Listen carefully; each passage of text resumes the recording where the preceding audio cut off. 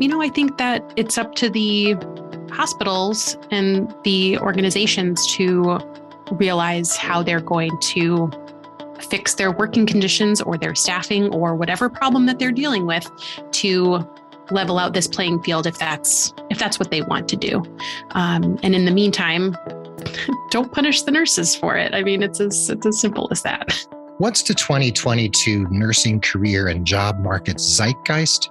Let's talk all about it with friend of the pod and my friend Amanda Guarniere of the ResumeRx and the NP Society, right here in episode 362 of The Nurse Keith Show.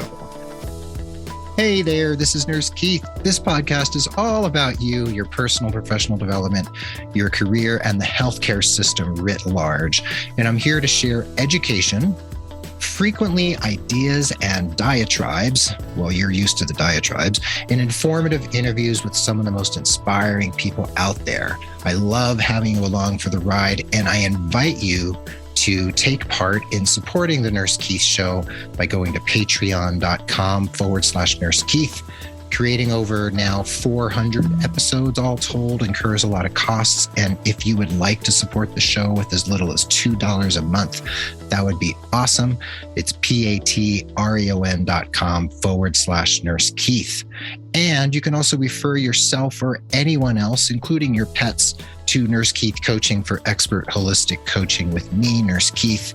And if you mention Amanda or the show or the NP Society or the ResumeRx, you can get 15% off your first coaching package. The show notes for this episode will be at nursekeith.com/the word episode and the number 362. And Amanda, you are here for the third time. This is your third appearance, and you're one of a small cadre of people who have been on the show more than twice at this point. I am very excited, Keith. I'm very honored. I feel like maybe there should be a button or some sort of commemorative trophy or something that I can put on my wall, because it's a pleasure to be with you as always. Well, that's a really good idea. Maybe we can have like a commemorative coin. I love that. Yeah, I can have a picture of Florence Nightingale one side, and maybe each guest can have their picture on the other side. Something like great. that. Let's do it. Yeah, let's do it. Okay.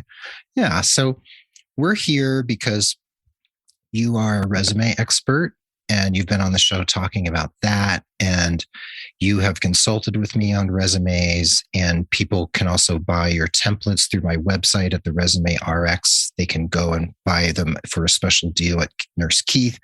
And you also run the NP Society, which is a special society just for nurse practitioners. And your last appearance on episode 342 was all about that. So you have your finger on the pulse because you are a career and resume expert for nurses and nurse practitioners. And you're also still a working NP. So you haven't hung up your scrubs yet, right? Well, I'm on a brief sabbatical, truth be told. Okay. I've been focusing on the ResumeRx full time, as I have recently moved to a new state, and I'm waiting on my APRN license to go through, and also just a good time in my life with little kids to take a bit of a sabbatical. So at the moment, no, I'm not working clinically, but in the near future, I will be. I see. So yeah, moving to a new state, you've got to transfer licenses, and some states are slower than others, as we know. And you've been a ER nurse practitioner in a level 1 trauma center. You also have worked as a sexual assault nurse examiner, a SANE. So you've been around. So you know what you're talking about. Yeah, and I'm glad you're taking a break. And today the kids are in school, right? The kids are in school today. Yes. So I'm very excited to be recording podcast episodes, catching up on some work, and helping to support, our nurses and NPs in their career endeavors.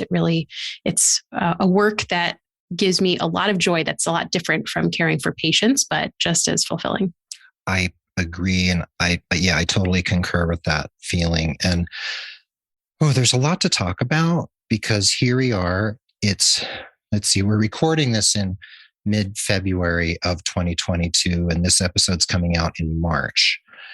So we're, right. Actually, it's coming out right around the 2-year anniversary of COVID hitting our shores, right? Because that was March of 2020. So yes, really good timing in a way. So where do we begin, Amanda? Should we start at the end, the beginning? I don't know. So let's just say things have been kind of funny the last couple of years. And I don't mean like, haha, I mean, things have been weird. And nursing has been all over the map, right? We've had people under great duress. We've had nurse suicides. We've had talk of burnout, compassion fatigue more than ever. We've had this whole travel nursing thing blow up, right? In terms of salaries and opportunities, and people thinking, wow, what do I do with all this that's happening right now? So in the bigger picture, if we pull the camera back, just like I said at the top of the show, what do you feel is the overarching zeitgeist out there right now in the nursing profession and kind of like, let's just say the job marketplace? So I think that in terms of the job marketplace, it really depends on what type of setting people are in. And if we reflect on the past couple of years, there have been severe staffing shortages as well as layoffs, depending on kind of what environment you've been in. So I think that, we're seeing that stabilize a bit. But what I think is really happening is that a lot of nurses who have been working for a while, and especially new nurses who might just be graduating and getting ready to start, are really evaluating their choices, maybe more so than we did pre-COVID. I think that we're seeing the fallout from burnout, compassion fatigue, staffing issues. And I think just in general, people are more in tune with what they really want out of life and how their career fits into that, which I think is a great conversation to have. I think that when we're thinking about our career, we should always be thinking about how it integrates into our whole life. And so I've been observing that people have a little bit more awareness of that in terms of their nursing career. And I'm happy to see that. I don't know about you. I am happy to see that. And I've referenced a lot over this last couple of years, this term of existential crisis and existential angst, right? When people are dying all around us. And it's not like, well, it's different than, let's say, the AIDS crisis and other crises we've faced, because it's bigger and it's more worldwide in terms of their pervasiveness across cultures and communities and being just in our faces day in and day out. And the AIDS crisis didn't lead to like everybody wearing masks and the, society kind of shutting down for long periods of time. That was a horrible time. And I was involved in that period, but this is just different. It's a different quality and character. And I think a lot of people are like, why am I wasting my time at this job or at this employer that like doesn't treat me well, et cetera. However, at the same time, I am hearing from a lot of people who feel like they're still not being valued. They're still not, they just feel like not a lot has changed. And my hope all along has been that, this would be a real sea change and that employers would be like, oh my gosh, we can hang up hero banners outside and say heroes work here and all that stuff and give people mugs and pizza and everything, which is cool. And I think a lot of my listeners know what I think about the hero moniker, which I'm not terribly comfortable with. But still, I'm hearing from people who are having the same old problems of getting bullied or getting treated poorly by a manager. So do you think we nurses can demand more of our employers right now in general? Or is it more of the same old right now? So I have made similar observations where I'm not sure that the employers have caught up yet with what we as the nursing workforce have realized in terms of our value and our worth and what we deserve to have in the workplace, which is number one, safety, right? Safety for ourselves, safety for our patients, safe staffing, the cascade of safety, right? And I think on paper, our employers agree with that, right? Like what employer or what hospital system is going to say, we don't support safe staffing, or we don't support the safety and well-being of our employees. But I haven't yet seen the actions fall into place the way we all feel that it should. Mm-hmm. So, I would like to think that we can demand more of our employer. And I think that we're gaining more of a voice, in media, in social media, mm-hmm. among, the unions. I've seen more activity in terms of nurses kind of demanding what they need. But on the flip side, have the employers followed suit or fall into place with what we're requesting? I haven't really seen that across the board. Mm-hmm. Yeah. I hear good stories and I hear not so good stories. The not so good are outweighing the good. However, one could also say that the people who reach out to me for coaching might be more likely to be the people who are not happy or things are not going well. Sure, so that's fair.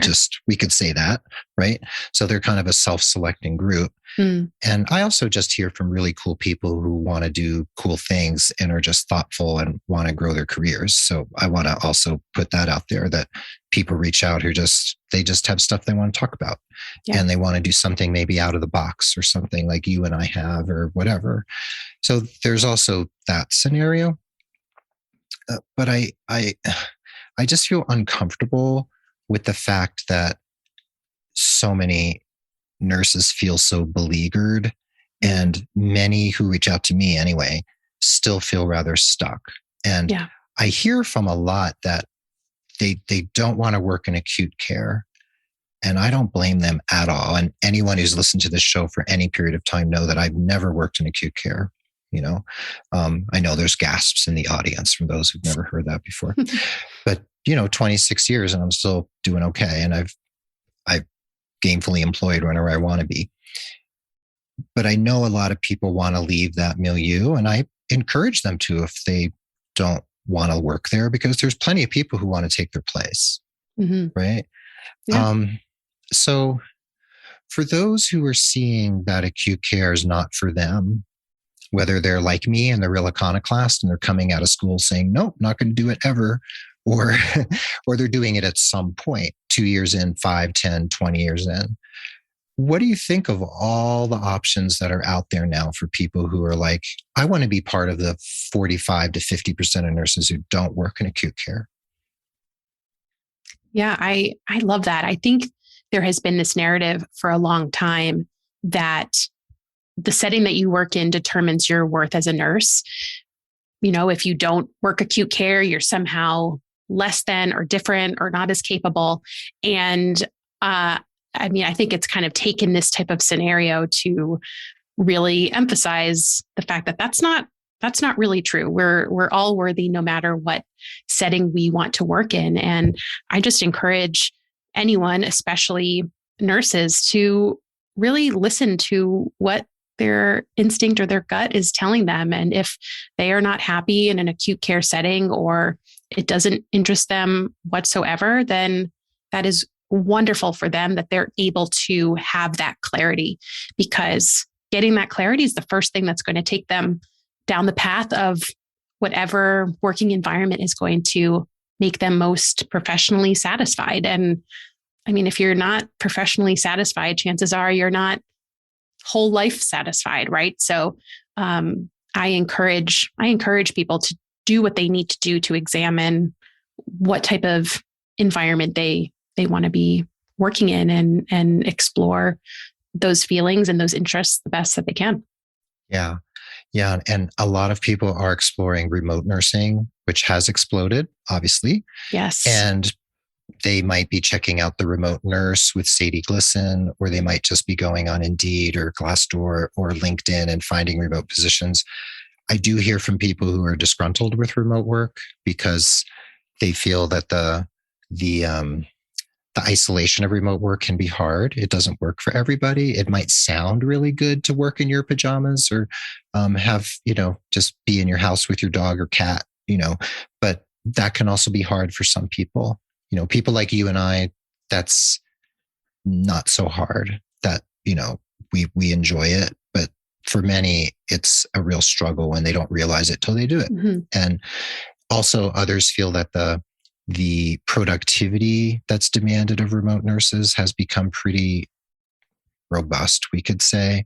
And that can be kind of difficult too. But for others, it really, really works, especially when the schedule's super flexible and you don't have to be at your computer from 8 to 4. Right. You can log in a few hours, go to the store, go to a doctor's appointment, come home, do some more. So remote nursing seems to be across the board, isn't it? Yeah, for sure. I'm definitely seeing a lot of interest in remote nursing. And, something Sadie and I have talked about is keeping in mind what the actual role entails in terms of what your day-to-day work will be and having genuine interest in that type of work, as opposed to just needing a break from being in person. I think there's a difference between just wanting to work at home in your pajamas because you're so exhausted from, being in person with patients all the time. So I think that can be a slippery slope in terms of your motivation. Yeah, it can be a slippery slope. And people just have to be realistic about what it means. And I always say the best way to find out, other than actually doing a job, is to talk to people who do that job, not just the hiring managers, sure. but have an informational interview with at least 3 people who do something, because you'll get 3 different sets of opinions. And if there's commonalities between the 3, you'll know that that's probably pretty true.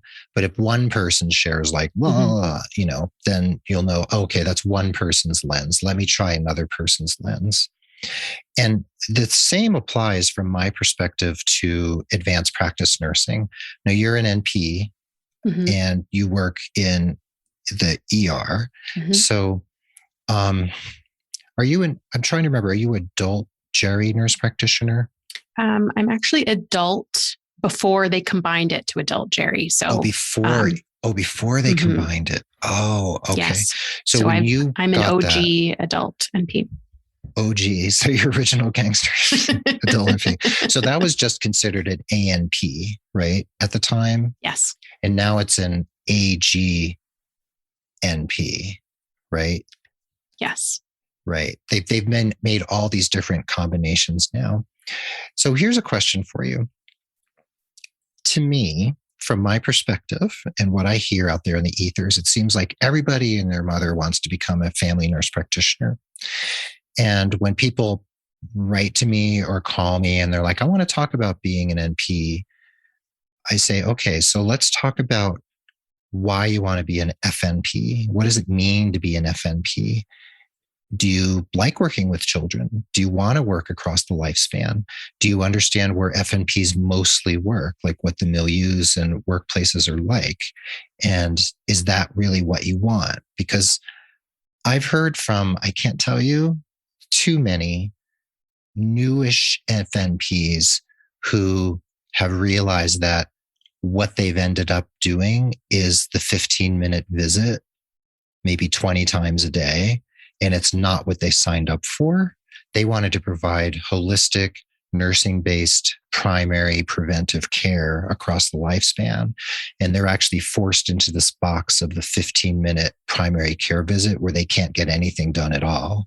And they feel like they can never serve their patients. So they feel disgruntled with the FNP role. And I'm always like, well, let's talk about what the options are here. And maybe you can wiggle out of it and do something else or get some sort of postmaster's certificate. So what's your take on what I'm saying here about the FNP role and all the other options that some people seem to maybe not realize are there? So I think that the reality of what primary care internal medicine looks like in our healthcare system today at the majority of either private practice clinics or hospital-owned clinics or federally qualified healthcare clinics, which are kind of the core outpatient settings for primary care, the 15-minute visit is the reality. You will be hard pressed to find a place where that's not the expectation. Mm-hmm. And I think that I see what you see in the sense that folks go into NP school kind of having this ideal vision of really being able to dig in and help and problem solve and coordinate the care for their patients. But that ideal image doesn't actually match up with the reality of day-to-day primary care. Mm-hmm. And that's a really, really hard thing to go through, is when your expectations and your reality are so mismatched. There are certainly other arenas that NPs can work in where that isn't as prevalent, most of that being specialty care. Mm-hmm. So, and there are different NP certification pathways that can bring you to different specialties. But for the most part, I would say folks that are working in a more narrow specialty, like maybe cardiology or neurology or nephrology, are getting more time, right? Mm-hmm. They're getting more time with their patients. And I think that can be really attractive. So I agree with you that really examining, why do you want to be an NP? What do you want to do? And kind of what is your ideal vision for your day, and also how you're able to support patients can help make that decision a bit easier for folks, because yes, the expectations and reality in terms of what most FNPs end up doing can really be mismatched. Yeah, that's very true. Well said. And let's clarify something here. Family nurse practitioners work in milieus like federally qualified health centers, like where I used to work as a nurse, doctors' offices, et cetera, right? Group practices. And in states like New Mexico, they can hang their own shingle and have their own office, maybe with a couple NPs or an MD if they want. But they can do almost anything they want. They can partner with a doctor of oriental medicine and have a primary care practice. So it all depends where you're licensed, right? Sure, exactly. So there's lots of breathing room depending where you are.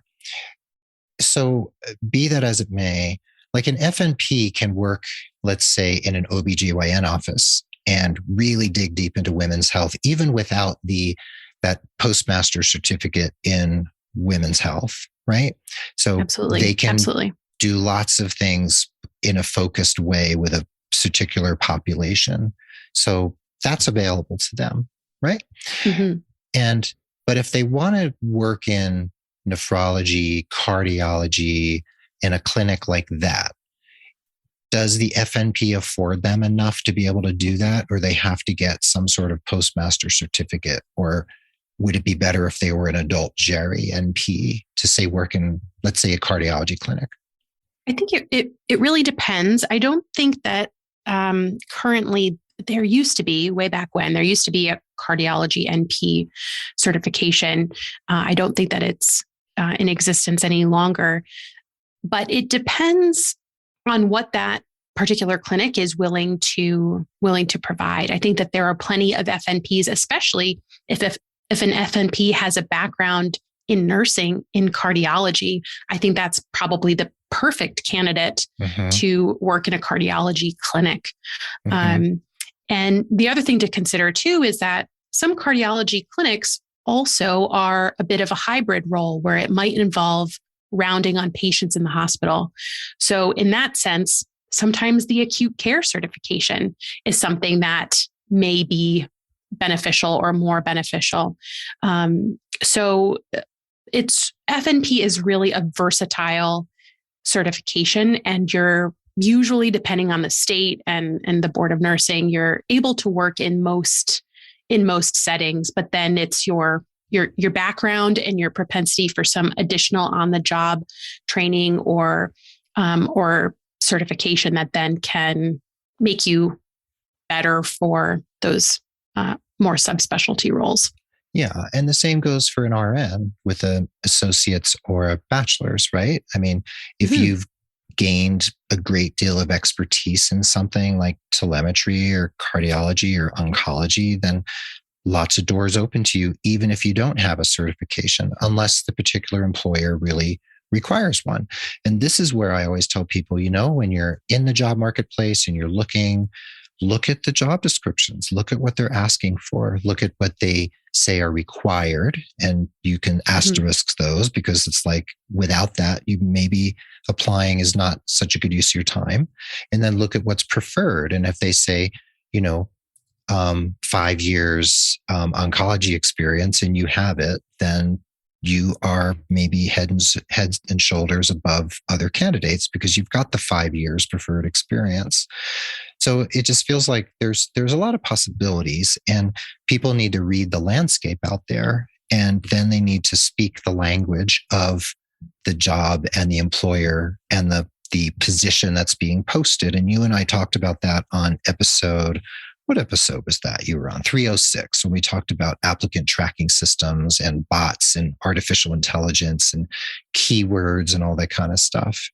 So when we think about that, and we think about this reality, and boy, we could have maybe we'll have another whole episode about artificial intelligence at some point.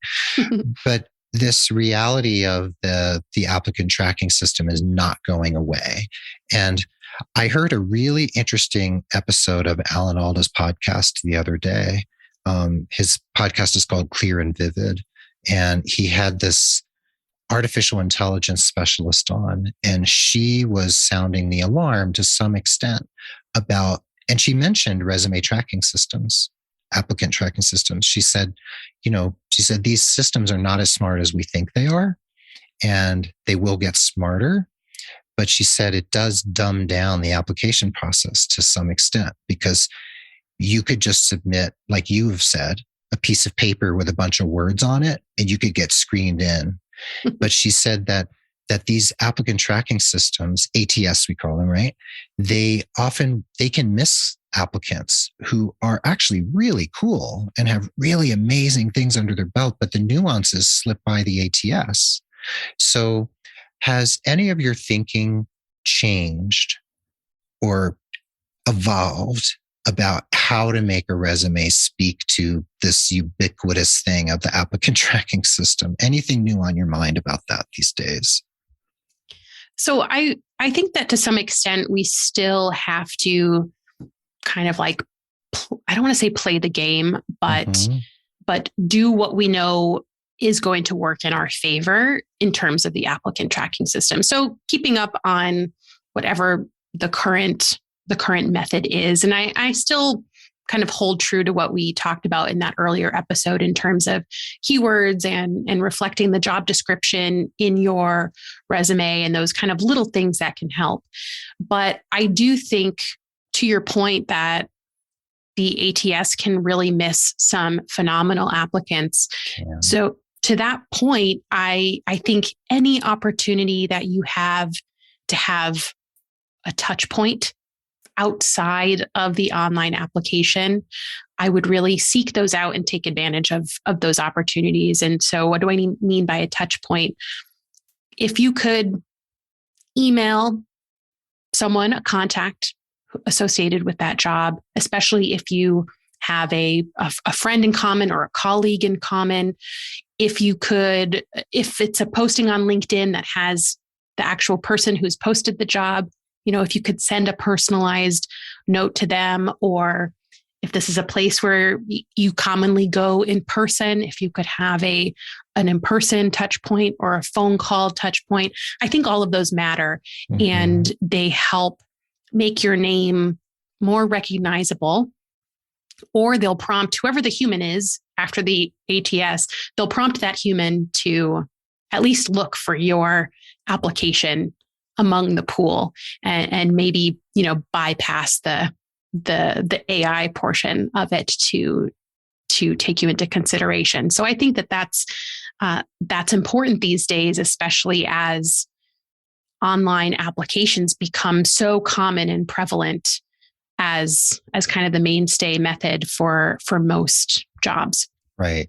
Yeah. You're kind of saying you have to work the back channels, right? Mm-hmm. Like they say in diplomacy, when there's stuff going on that we hear about in the news, there's a lot of back channel stuff that happens in the political and socio-political sphere, right? Or geopolitical sphere, like what's happening in Russia and Ukraine as we record this. There's a lot of back channel conversations that we won't hear about.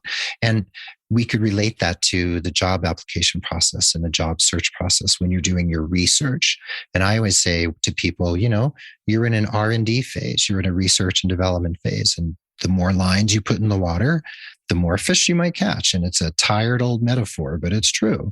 So the more people you reach out to, the bigger and more robust your network is, and the more colleagues and friends you have. And I don't mean to manipulate people. I just mean people who you know and you're connected with, and you have your like-minded professionals and colleagues. The more chance there's someone who'd be like, oh yeah, I'll help Amanda out. I know she's in the job market, right?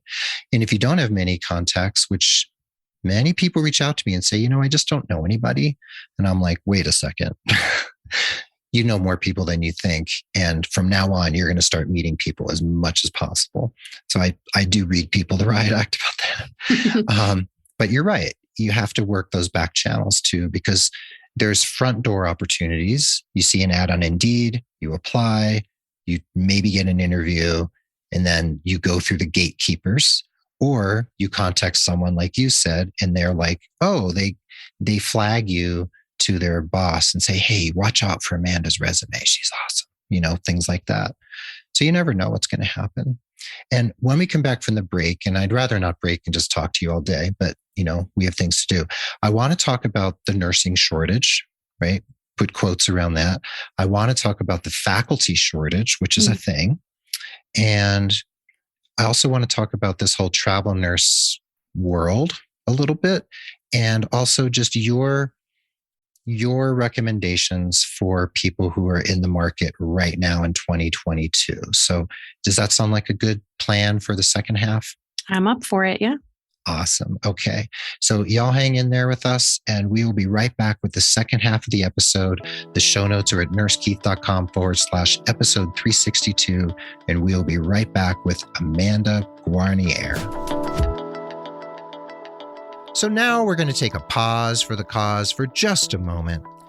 Please consider becoming a patron of The Nurse Keith Show, just like other awesome listeners who value the show so much that they want to give just a little bit each month to support the work we're doing here. When you pledge, you not only get the satisfaction of helping produce and support The Nurse Keith Show, you also get some pretty cool premiums and gifts from yours truly. Just head over to patreon.com/Nurse Keith to read all about it. That's patreon.com/Nurse Keith. And if you know someone who could benefit from career coaching with me, please consider referring them. And if they become a paying client, you'll receive credit for an hour of coaching with me, and there's no expiration date on that credit, so you can keep it in your back pocket until you need it most. And remember that you can refer as many people as you like and continue to earn those coaching credits. What an incredible deal. And please head over to nursekeith.com and sign up for my newsletter, which comes out regularly and brings you supportive messages, updates from my blog and my podcast, resources, and all sorts of other stuff. Remember, nursekeith.com, sign up for that newsletter, and you'll also get a free download from me as my gift to you. Anyway, those are my sincere asks today. So now, let's dig back into today's topic without further ado. And welcome back to the second half of the episode. Remember, the show notes are at nursekeith.com/episode and the number 362, where you can learn all about Amanda Guarniere, the ResumeRx.com, and the NP Society. And Amanda, my friend, gosh, we're talking about so many things. We were just talking about how you can work back channels when you're out there in the job marketplace, and you can go through the front door and all the gatekeepers, which is fine. And you can also try to kind of work it and do informational interviews and just pound the pavement, basically. And now that the pandemic is lightening up a little, and things are evolving, let's just say that, you can actually meet someone for lunch or coffee, maybe. And that's kind of a nice thing. You don't have to do all your networking virtually. So that is changing the landscape a little bit, don't you think? Yeah, for sure. I just recently got back from an in-person conference. I was an invited speaker. I know I wasn't sure it was going to happen. I've been, I contracted to do the speaking engagement about 6 months or so ago. And I was waiting to see, is it actually going to happen? And sure enough, it did. And it was really refreshing to be back to an in-person professional event. Isn't that awesome? Yeah, I'm speaking in Vegas for the American Association of Ambulatory Care Nurses, doing their keynote sometime in the middle of 2022. So I'm going to be back in Vegas, and that'll be fun. And the National Nurses and Business Association is meeting in July in Vegas, so I'll be actually there twice. And still no gambling, just not my thing.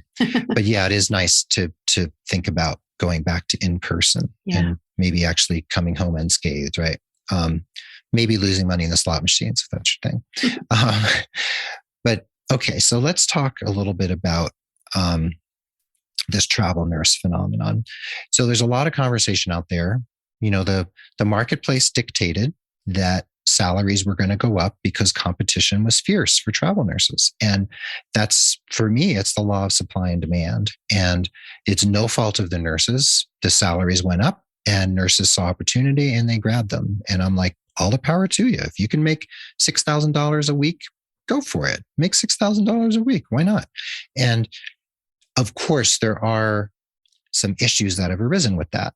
One is you have a seasoned nurse who's slogged away in that position for 15 years, and a traveler comes in for 13 weeks and is making twice as much as that person. So there can be some bad blood there. And also appreciation, like, thank God you're here. I don't know what we'd do without you. And granted, the travel nurse has given up their home. They've given up maybe being with their family or loved ones or their pets, and they're in a strange place, having to accommodate working in a new environment and hit the ground running within like a couple hours of arrival. So that's not necessarily easy. We think of travel nursing as nurses like, skiing and, lying on the beach, but they're actually like showing up at a brand new workplace blind and being like, okay, I'm going to be seeing patients within like an hour. Right. Where are the Foleys? I have no idea where they're kept. Right. So what do you think about the whole travel nurse thing that's happening right now? And that even Congress is rumbling about capping salaries.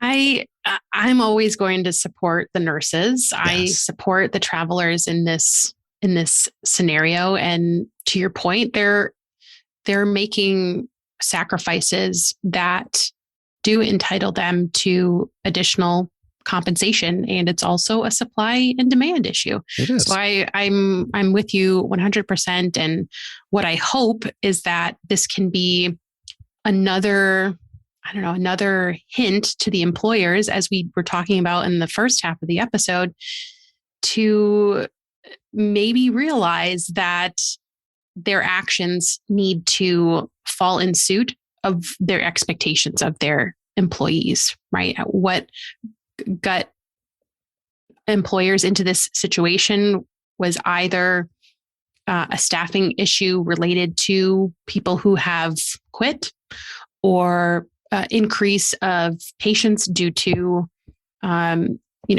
illness and spikes in the virus, or the laying off of employees who didn't comply with any, employee requirements, that type of thing.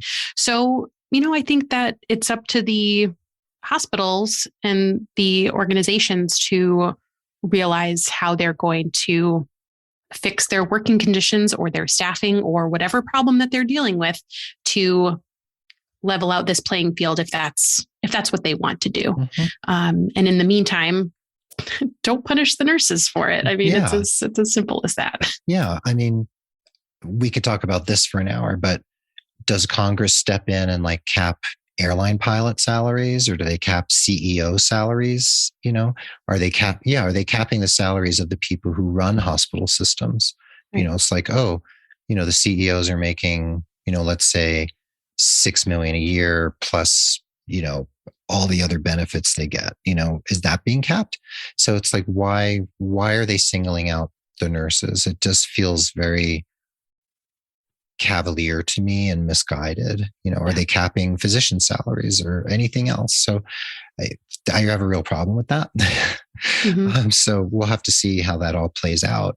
But yeah, I would love to see employers say, oh, well, if nurses are jumping ship and grabbing traveler positions and maybe even traveling to the hospital across the street and still living here in our own city, maybe we're not paying them enough. Maybe we do need to level the playing field somehow.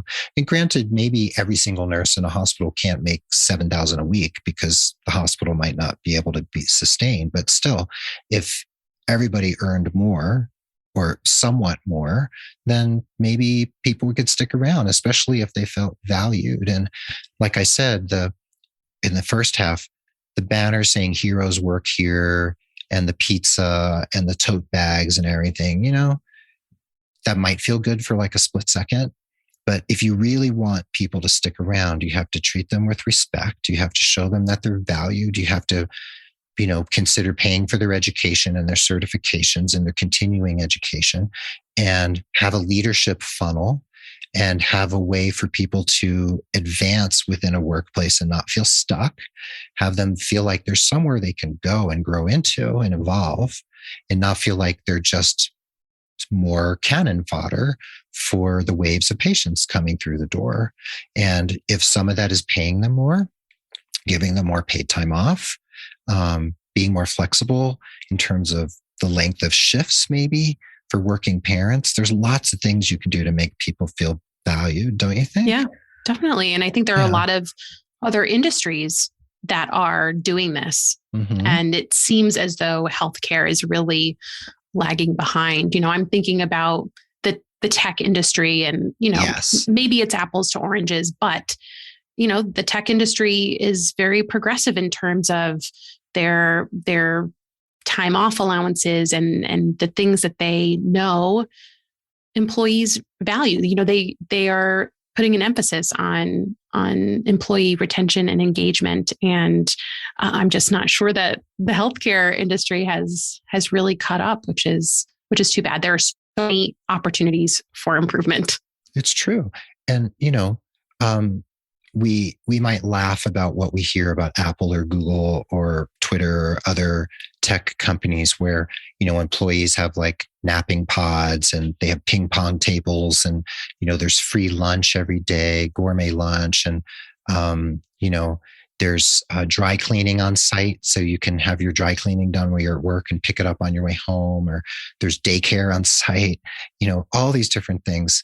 And, when I worked at a tech company in Seattle briefly, it was a company that ran a online nursing portal, and I was helping with their content. I got a glimpse into the tech industry, and every employee of that company went out for lunch every day, and the company covered everyone's lunch every day. Wow. And there was a kitchen stocked, filled with food every day. Some of it was junk food, but some of it was good. And there was so many, there were so many little and big perks that people had the options of. And, people would sprawl on a couch and work for a little while, and then they'd go in an office. And, there was just this feeling that this wasn't costing the company a whole lot, but it really meant a whole lot. And healthcare, we could joke and say, oh, it's not like we're like taking care of your sick and dying loved ones or anything. If we were doing something important like that, maybe they would give us some perks. It's like one of the most important things out there, saving people's lives. And, where's the disconnect? We could talk about this forever. But one of these disconnects for me is this whole nursing shortage notion, and the whole idea of how many applicants are turned away from nursing school every day, tens of thousands. And they relate that to faculty shortage, and they relate the faculty shortage to the point to the reality that faculty are paid so little compared to clinical nurses. So where do you land in terms of the shortage these days, and what do you think could happen?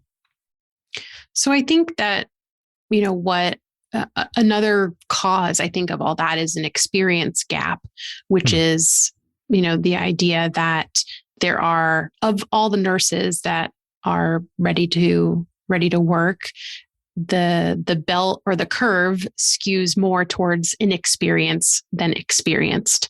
So, the older nurses are retiring, especially the baby boomer nurses, which has been a large portion of our nursing workforce.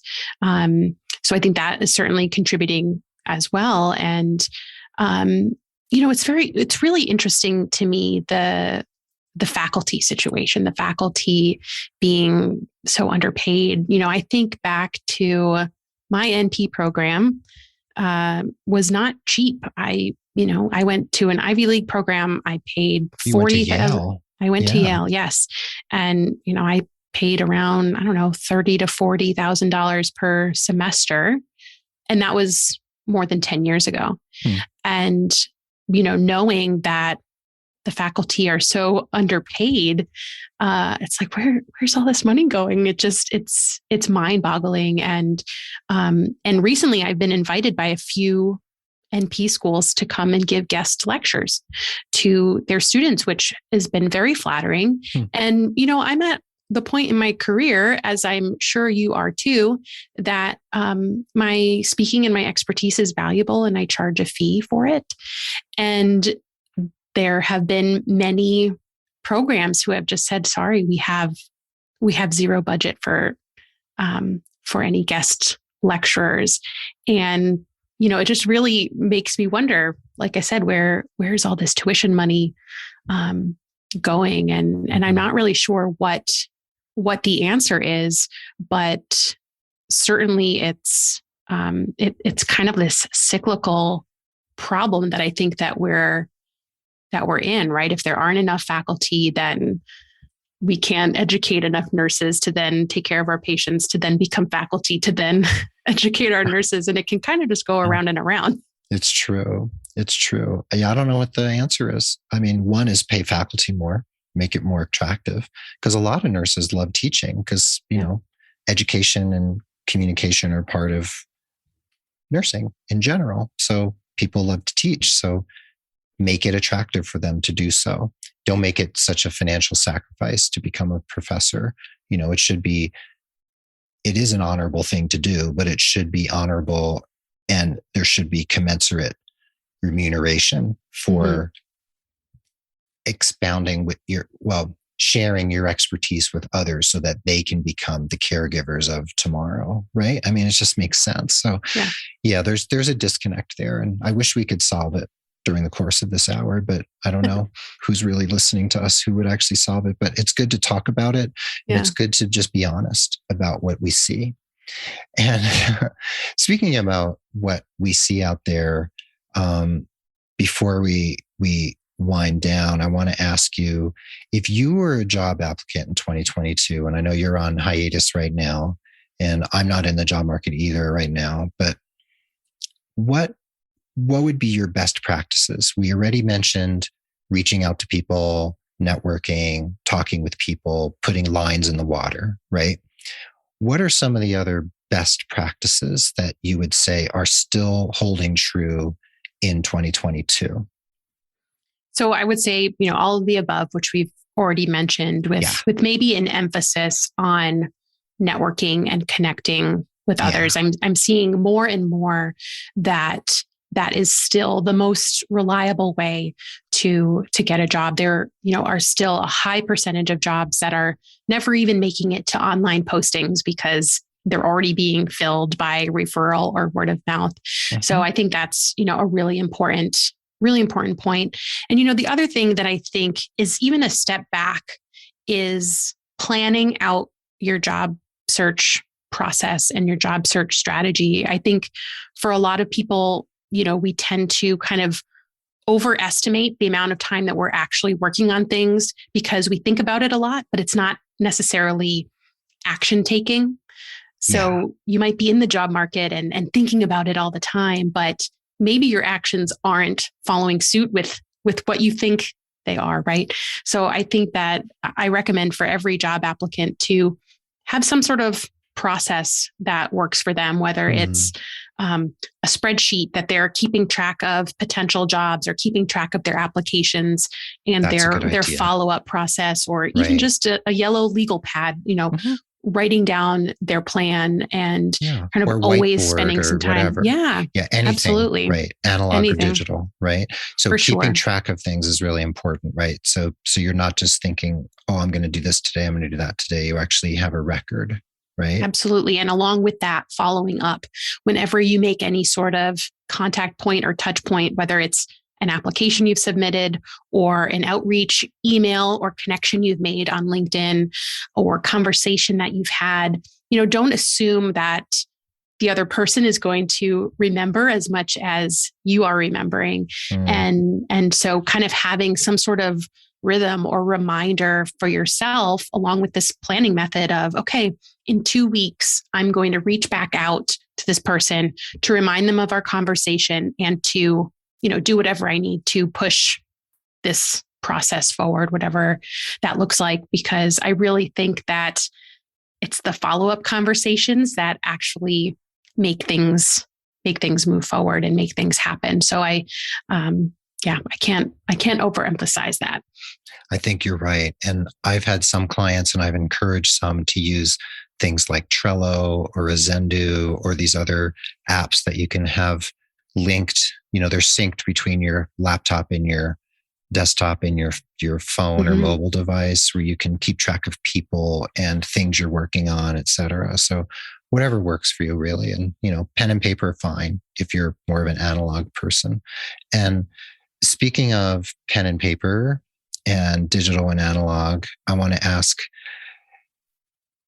some clients come to me when we're working on resumes and LinkedIn and all that kind of stuff. And they're like, do I really have to write cover letters? And I always say, well, when you go on an online application, sometimes it'll say a cover letter is optional and they offer you the opportunity. And I always say, if they're offering the opportunity, you really should take it, because that cover letter may be what separates you from another candidate, because that's where you can tell your story and call attention to things on your resume that you want them to remember or notice, right? So for you, and I think I know your answer, are cover letters still a thing in 2022? And do you think applicant tracking systems will ever also take into account the content of cover letters, which up until this point, you and I have kind of decided that they kind of don't? Right. So first question, yes, cover letters are still a thing in 2022. I make very similar recommendations. If it's optional, then do it. And let's say you're having an email conversation or you're reaching out to a place and sending, a cold email, quote unquote, then you just turn your cover letter into a cover email and attach your resume. It's just really as simple as that. You can be a little less formal in those emails. And I wouldn't be surprised if the AI evolves into being able to read cover letters as well. I recently saw a program that is geared towards marketers and content creators that is AI that will write your copy for you, like write emails or write promotional posts. And, I think if there are programs that can be so advanced that they can create consistent language around a theme, then, the technology is already there that it'll be able to read and interpret language. Amazing. So yeah, probably not too far off. And actually, they're using that for interviews now. I'm not sure if we talked about this in the last episode, but I've been seeing more frequently these one-way interview platforms, many of which also incorporate some sort of AI to read facial expression, body language, et cetera. I've had one interview like that so far, back in 2021 or 2020. And it was weird, but it's just what it was. So, I want to keep talking with you, but we do need to wind down. And, I wanted to ask you a few questions. I beta tested these on episode 361, and that that guest knocked it out of the park, and she showed me that these questions actually do have some value. So these are 4 questions I'm starting to ask of all of my guests. So you're the second beta tester. Okay. And I actually got this method from Alan Alda's podcast. He has 7 questions loosely about communication that he asks all his guests. And it's always fascinating to hear what people have to say. And I've heard so many episodes of his that I find it entertaining to hear how people approach these questions. So I have my own questions. I didn't steal his. Okay. So my first question is, how do you define success? I define success as feeling fulfilled personally. I think it's an internal marker of fulfillment and achievement, and can look differently to everyone. That's nice. So it's an internal marker. I like that. Yeah. You're not about, well, you want a trophy for being on the show 3 times, but other than that, it's all internal, right? Yes. Yeah. Okay. Trophy is in the works. Okay. How would you describe one person who's inspired you in the course of your life? They can be living, they can be dead, they could be fictional, just one person. So I would probably describe my mom, who is a year and a half away from her 40 plus nursing career retirement.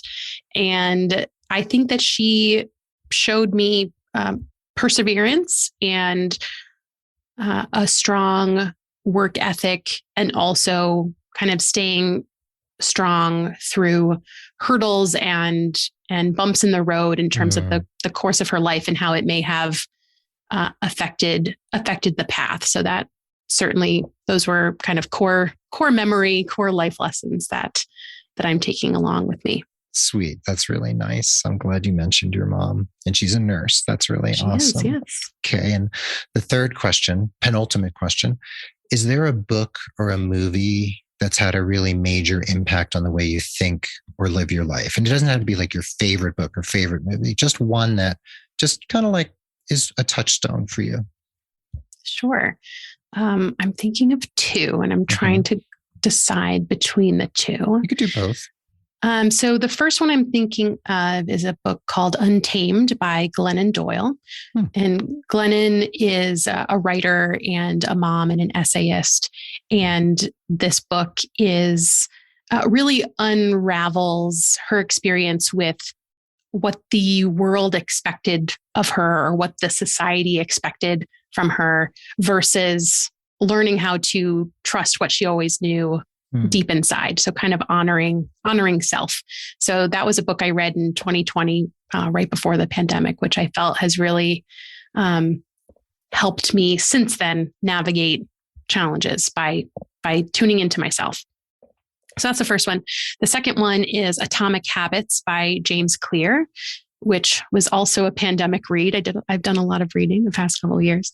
And this book is about how to implement habits for incremental success. Kind of the big premise is that you can, if you do something 1% better every day, there's a compounding effect to those habits that you implement.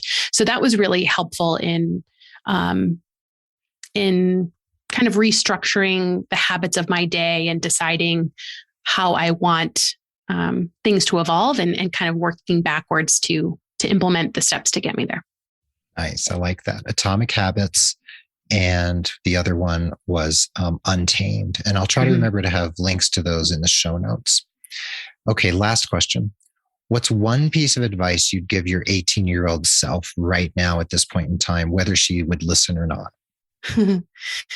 I would probably tell my 18-year-old self that I would give her permission to do what she wanted to do with her career, and not listen to what she thought others expected her to do in her career. That's been a bit of a theme in my life that I feel like I've reconciled here in my 30s. Good one. That's really good. Well, thanks for playing along. Of course. I like those questions. I think they're already eliciting some really good answers from folks. So I think it adds a little something of you, Yeah, I love kind it. of how you see yourself and your place in the world. So thanks for playing along. My So pleasure. Amanda, thank you so much. This is your third appearance, not your last. So, the trophies will just keep coming and the commemorative coins. And I really, really appreciate you taking the time. You're a working mom and, you've got little kids in school and two businesses, the NP Society, where people can check out all the support you give to nurse practitioners, right? And those who want to be nurse practitioners at npsociety.com, correct? Yep, it's the npsociety.com. But The yes. npsociety.com. Yeah. And then we have the ResumeRx, and people can find templates on your website. They can also link to it through my website at nursekeith.com and purchase your awesome templates. And I always tell my clients, I don't really make my own templates because yours are so good. And I do the old fashioned linear resume, which works, but people can take the language we create together and then plug it into your template. So they get the best of you and the best of me. So thank you for allowing people to access that through my portals. And thanks for being who you are out there. Thank you. Always a pleasure, Keith. Well, there you have it. Thanks for listening to this awesome episode with Amanda Guarniere of the NP Society and the ResumeRx. You can learn all about her, etc., and the templates and the NP Society and everything we talked about here at nursekeith.com/the-word episode and the number 362. If you need personalized holistic career coaching, remember to mention Amanda and the show to get 15% off your first coaching package. And if you would like to become a patron of the Nurse Keith Show at Patreon, I'd really appreciate it. Even $2 a month means a lot to keep the show going. The Nurse Keith Show is a proud member of the Health Podcast Network at healthpodcastnetwork.com. We are adroitly produced by Rob Johnston of 520R Podcasting, and Mark Cappy-Speeson is our stalwart social media and newsletter ringmaster. Before we say goodbye, I'll leave you with this quote by the musician Robert Fripp, one of my favorite quotes. May my living honor my parents. May my living repay the debt of my existence. Be well, dig deep, seek joy. This is Nurse Keith saying adios till next time from beautiful and super chilly Santa Fe, New Mexico, and the inimitable Amanda Guarniere saying arrivederci from Reading, Connecticut. Reading, Connecticut. Thank you, Amanda. Thanks to everyone for listening, and we will catch you on the proverbial flip side.